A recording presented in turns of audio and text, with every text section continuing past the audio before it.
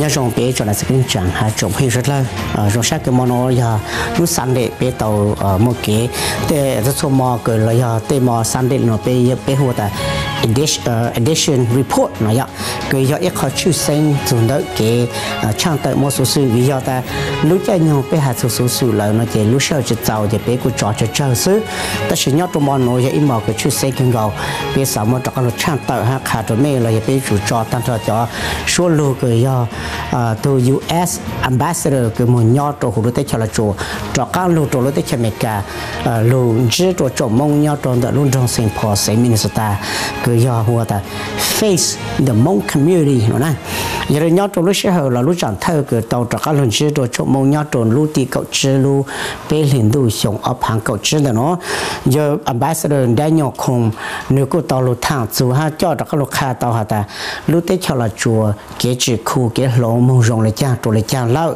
cũng muốn tàu lên trong tù tàu mong mua luôn nua ta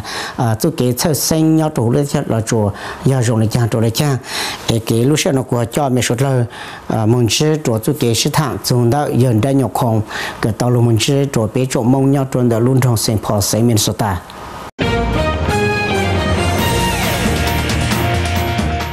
要用在一种年纪，个等于在天中不嘛出种出都古要瑞着话了哇，路北领都那地个下，像这个今年种种生活生命所大，อเมริกาตัว ambassador เลยตัวเชื่อเจียวที่อเมริกานอมูเชื่อเจียวที่อเมริกาเนี่ยโดนที่จะรอจัวตัวต้นชี้เจนมงเนี่ยโดน种生活生命所大，ที่เราใช้做ชั่วโมงสสิ่งเนี่ยโดนดักการนอเป็นมุสลิมตัวกี่นอชี้โดยเปล่าเวลาหลวดโดยใช้อย่างรูปมุกเกลและวิดีโอโปรดักชันโดยจะก้งเชิงสิริจะไปย่อเกชิยัวและยาเกชิกงในก็ที่ก็เจนเองเที่ยเกจัดแต่โดนในก็ลูกคือเวลาหลวดยาก็สาต่อไปตัวอย่างรูปมุกเกตัวก็หุ่นทำไปถักต่อตรงนี้จนเดอจ่วยอีโจจีเปเปล่าตัวเปล่าอจีและยาเปล่าอีเปล่าสุ่มเปเปล่าตัวเปล่าอีและยาก็ส่งต่อตัวจะอีเมลดักการนอไปโรงเรียนตัวก็ถักซ่อนตรงนี้ This is a good year. It's a perfect timing for Ambassador Kroon to come visit the Hmong and Lao community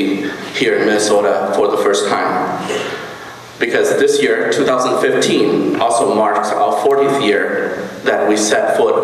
on the land of 10,000 lakes. We have come a long way, my fellow Hmong and Lao Americans, in this new land of opportunity. From learning English to finding jobs, from being troubled youth to become community leaders.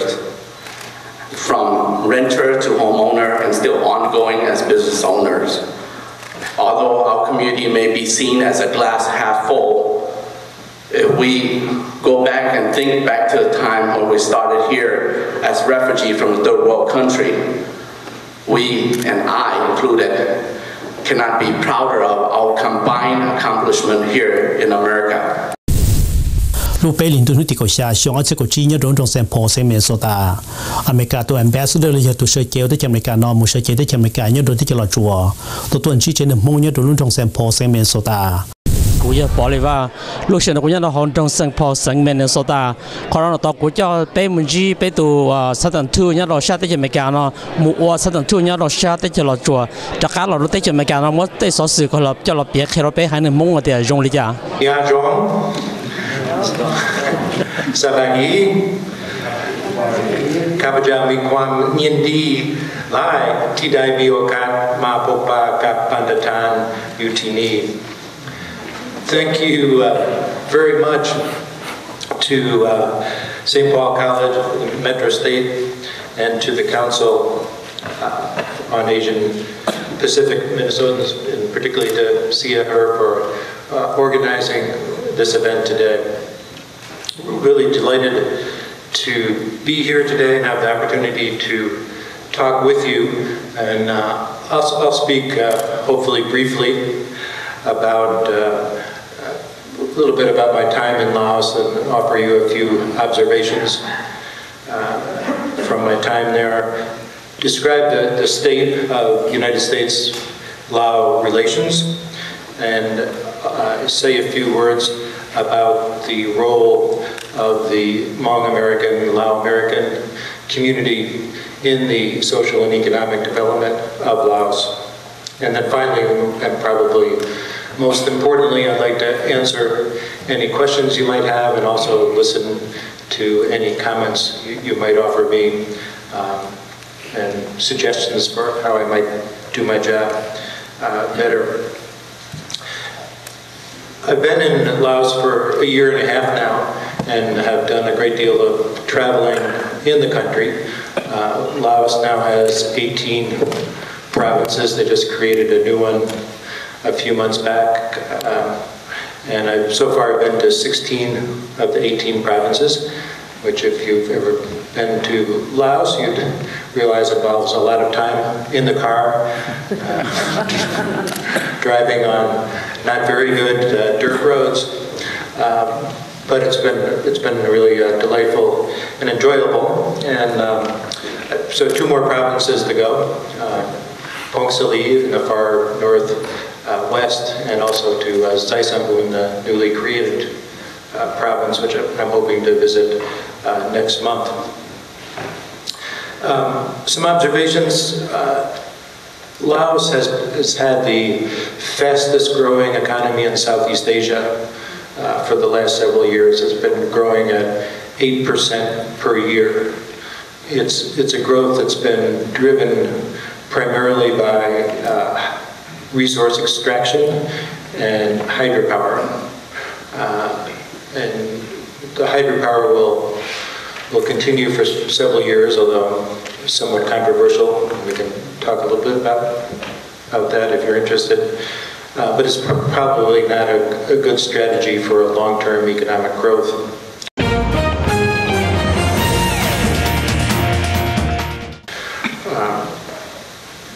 The areas that I look at for more long-term economic growth are manufacturing, tourism, and agricultural processing.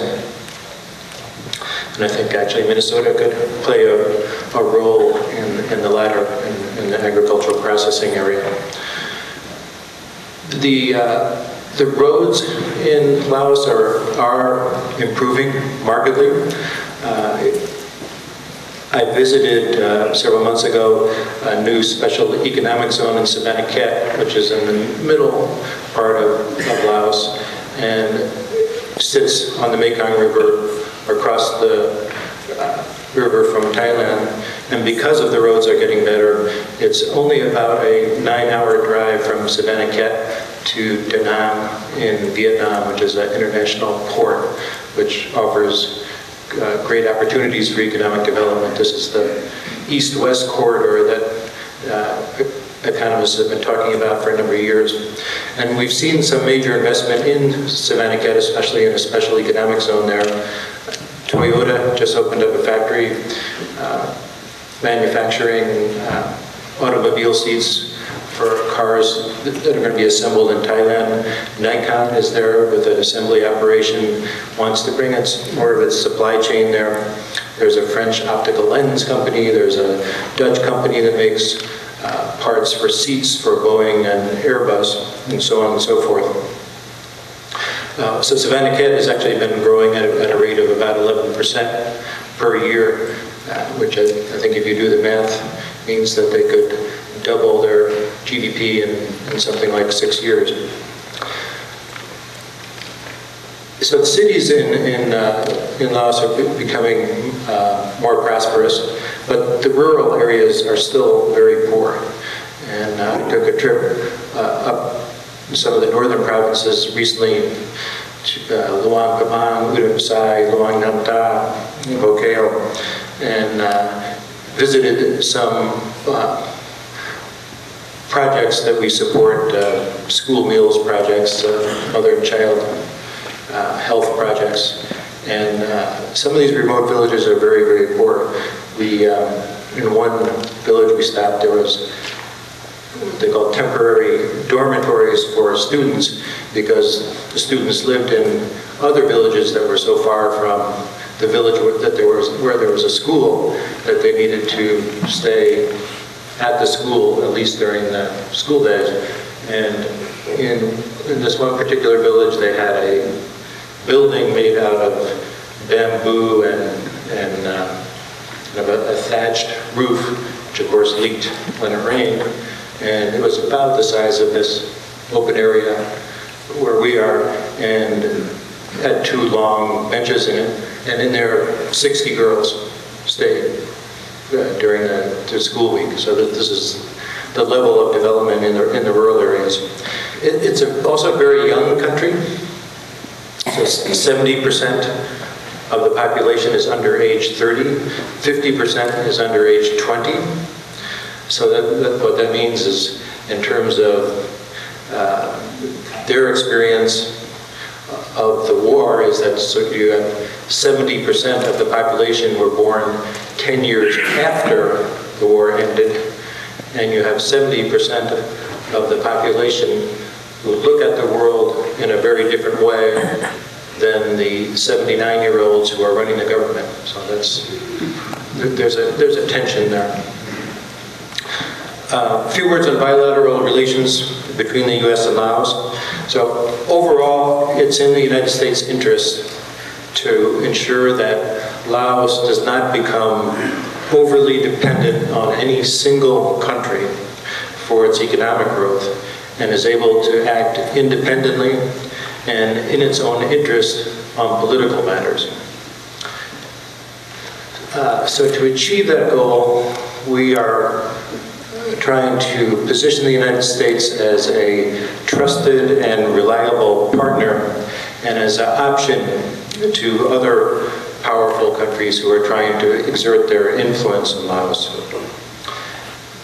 So to achieve that goal, we're trying to build a new relationship for the 21st century while we continue to address the legacies of the 20th. So the legacies of the 20th century include our ongoing search for U.S. personnel missing in action in Laos during the secret war. So there were a total of 525 U.S. personnel missing in action, and there are 305 who remain missing. So we are continuing to account for those personnel, and we're grateful for the cooperation of the government of Laos in that effort. We're also continuing to address the problem of unexploded ordnance from the war, which until recently were claiming over 300 casualties per year, mainly from young children finding the anti-personnel weapons and playing with them as toys, and as a result either being killed or losing their parts of their arms or legs. Those casualties have been reduced to around 40 or 50 a year, which is still, of course, 40 or 50 too many. So in recent years, we've increased our funding for UXO clearance and for victims assistance and for risk education, first from $5 million to $9 million per year, and then from $9 million to $12 million per year. And I think this year we'll probably increase it to $13 million once we get through our very complicated budget process. In building a new relationship for the 21st century, we're working with the government of Laos in a number of areas. One is education, where we have a school meals program, which is funded by the U.S. Department of Agriculture, which provides a small snack made out of a corn-soy mixture, together with bananas or vegetables from the village to give it a little more flavor, which provides an incentive for young children to come to school, because the children are coming from such poor families that they would not have anything to eat all day long if they came to school. And I don't know about you, but if I was a young child and I wasn't going to get anything to eat all day, I don't think I'd be going to school, and they weren't. And with the introduction of this program, the attendance rates have gone up from like 65% to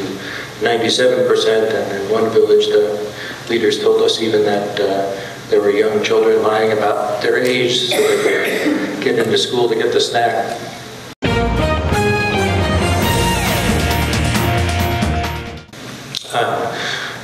That's a good program. We're about to start a new program run by USAID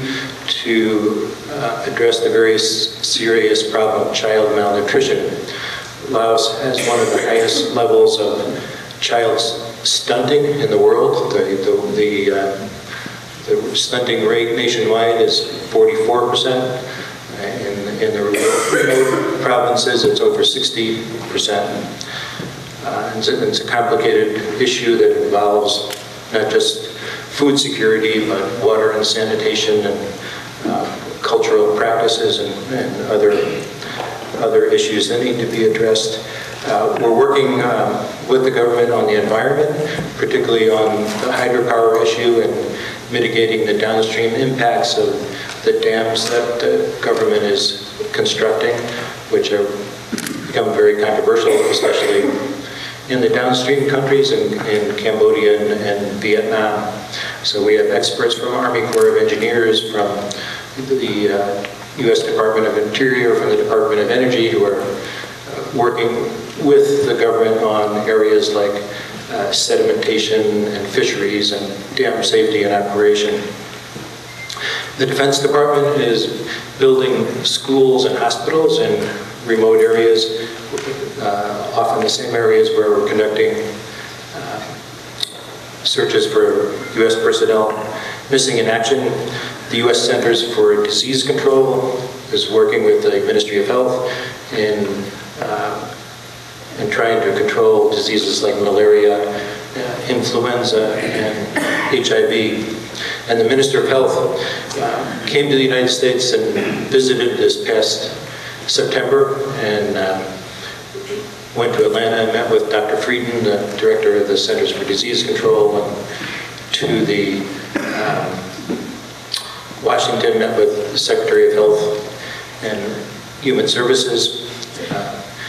went to the Pentagon and met with Defense Department people working on health issues, which I think was an important visit. The Minister of Health is named Dr. Exavan Vongvichit, who's the stepson of the second president of the Lao PDR, lived in the caves in Vieng Sai and is married to a woman who was born in the caves. And when they visited the Pentagon, they said they were a little bit afraid to go to the Pentagon, and when they went there, they realized this is just a big office building with lots of people working in it. And so these kind of visits really help to create people-to-people ties and increase understanding. Just this past February, the United States and the government of Laos hosted a conference in the city of Pak Se in the southern Laos with the other countries in the lower Mekong, Thailand and Cambodia, Vietnam and Burma, and with other donors to talk about the challenges that are accompanying development in the lower Mekong region, including the development of hydropower. And while we're doing that, we're of course continuing to monitor the human rights and religious freedom and labor conditions. We publish annual reports to the Congress on these topics, and we speak out when there are human rights violations, including in the case 2 years ago of the NGO activist Sambat Sampong. And we are working with the government to build the legal institutions, the courts and the prosecutors and the police, to develop the judicial system so that it can operate in a way so that Laos can meet its self-professed goal of becoming a rule of law state by 2020 and have a system that can provide due process of law. A few words about the role of the Lao American community and the Hmong American community in social and economic development of Laos. Laos is still classified as a least developed country, which is in the category of the UN and the multilateral development banks is the poorest category of countries in the world. It has a goal of graduating from least developed country status by 2020, which actually means it will lose a few benefits associated with being categorized as a least developed country, but it does want to progress. But one of the great assets, I think, that it could have in that effort, which I think for the most part is untapped, is the Lao American community, the Hmong American community, could really contribute to the social and economic development of the country. And it's a large community, and compared to the size of the country, Laos is a small country, about 6 million people, and there's 600,000 Lao Americans here, so one-tenth of the population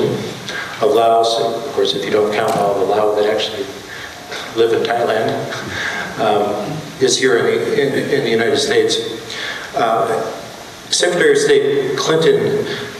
gave a speech back a couple years ago at the second annual Global Diaspora Forum and talked about the role of communities like yours. It's a very interesting speech, but I won't bore you with the whole thing. Let me just read one paragraph of it. She said, "Diaspora communities have enormous potential to help solve problems and create opportunities in their countries of origin, because we believe that, as the title of this conference says, we can move forward by giving back. By tapping into the experiences, the energy, the expertise of diaspora communities, we can reverse the so-called brain drain that slows progress in so many countries around the world, and instead offer the benefits of the brain gain." So I do think that you have so much to offer Laos, and I think the government of Laos is at a point where they would welcome that assistance. And I know that many of you are already playing such roles in Laos, but I encourage more of you to become involved in this way. You have so very much to contribute, both to Laos and to the United States, as you're doing here in St. Paul and Minneapolis. So, Kop Chai, Hua Jiao, thank you very much, and be glad to answer any questions you might have.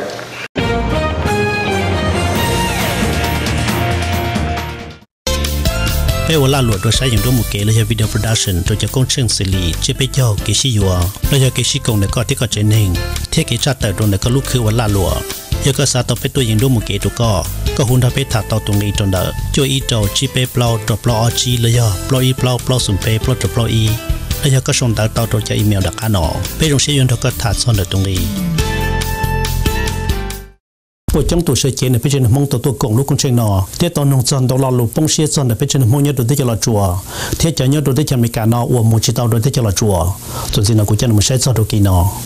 Is many community people that U.S. citizens now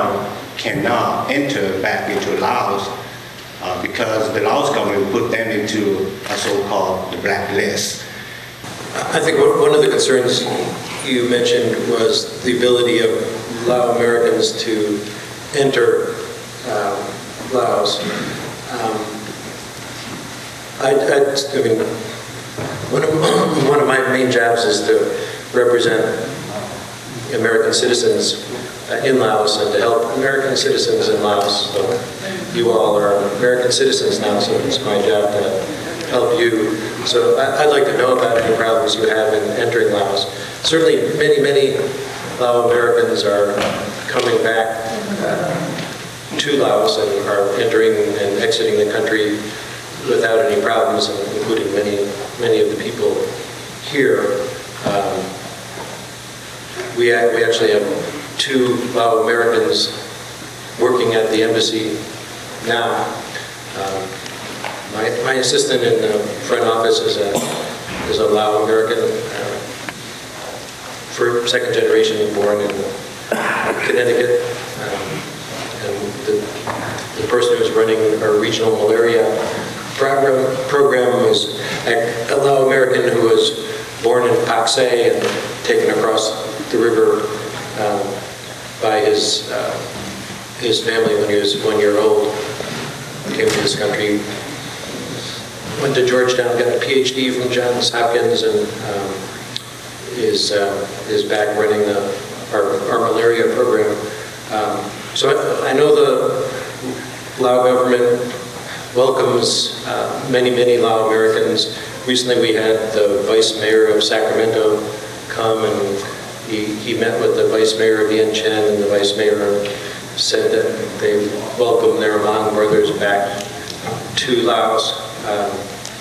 But that doesn't mean there aren't any problems in that respect. So I encourage you to come to Laos, and if you have difficulties getting in, or if you know other people who have difficulties getting in, please let me know. U.S. citizens, in particular, we are dealing with Hmong Americans who are going overseas to Laos and exploiting young girls and boys who are not of age. And usually a lot of these Americans who are going overseas and exploiting them, bring them back, marry them, and there's a huge difference in age of 50, 60-year-old men who marry 13, 14, 15-year-olds. And so we consider this a form of domestic violence, and it's something that we've been talking about and organizing around. Unfortunately, some of our organizers weren't able to be here. They're actually in Laos right now. But they also wanted me to let you know that in the past there has been communication, and they've talked to the U.S. Embassy, they've talked to in Laos, and the consular officers and the consular chief who are all aware of this issue, but there has been no response to our requests for the embassy to work more with concerned U.S. citizens on this. Well, thank you. And that is a problem that we're very much aware of, and it's a problem that we spend a great deal of time on.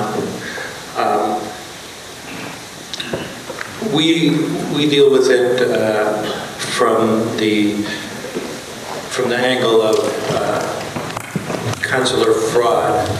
So many of the cases that you're talking about involve fraud either in the let me explain from a consular point of view what's involved. So we have a type of visa which is called a fiancé visa. It's a K-1 visa, and so if someone is if an American citizen becomes engaged to a citizen of another country,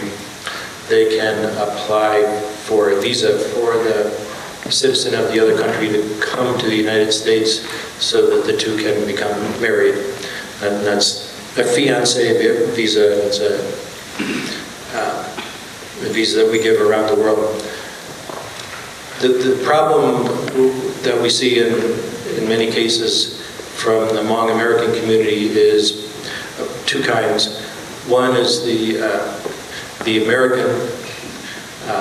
misrepresenting his marital status. So in many of these cases, the American citizen is actually already married and already has a family, which would make him ineligible to get a fiancé visa for the young woman in Laos. So that's an angle that we investigate. The other area of fraud involves the age of the Lao citizen, of the Hmong young woman or girl in many cases. And there's a minimum age. I'm sorry, I don't know what it is since I don't work in the consular section anymore, but let's say it's 18 years of age. In applying for the visa, the applicants know what the minimum age is, and they say the young woman is actually that age. often young woman is nowhere near that age, and is often 13 years old, something like that. So that those cases take a lot of investigation time, and we actually have a full-time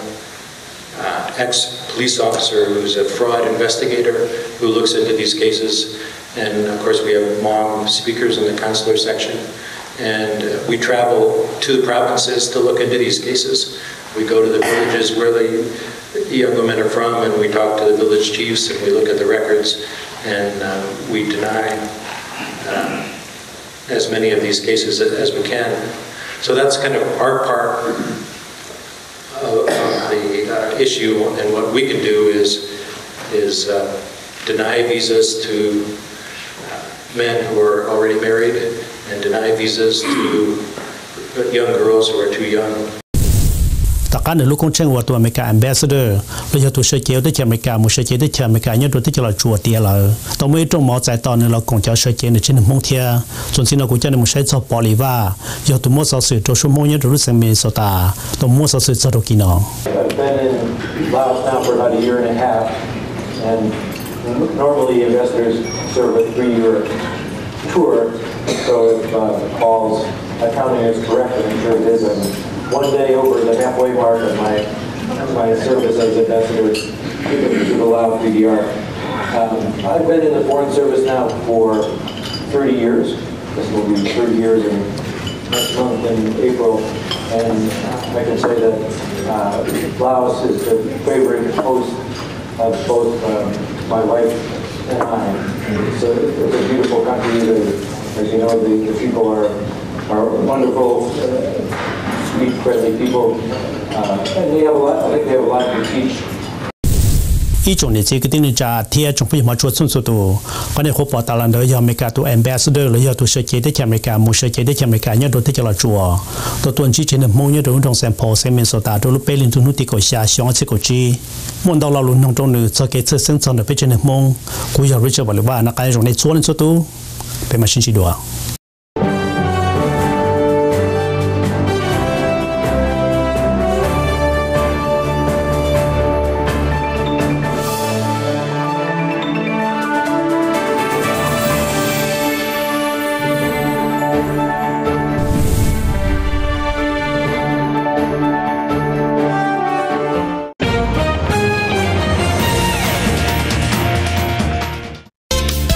เป้วลาหลวดโดยใช้อย่างร่วมมือเกลและวิดีโอโปรดักชันโดยจะก้งเชิงสิริเจเปเจ้าเกชิยัวและยาเกชิกงในก็ที่ก็เจนเองเทเกชาแต่ตรงในก็ลูกคือวลาหลวด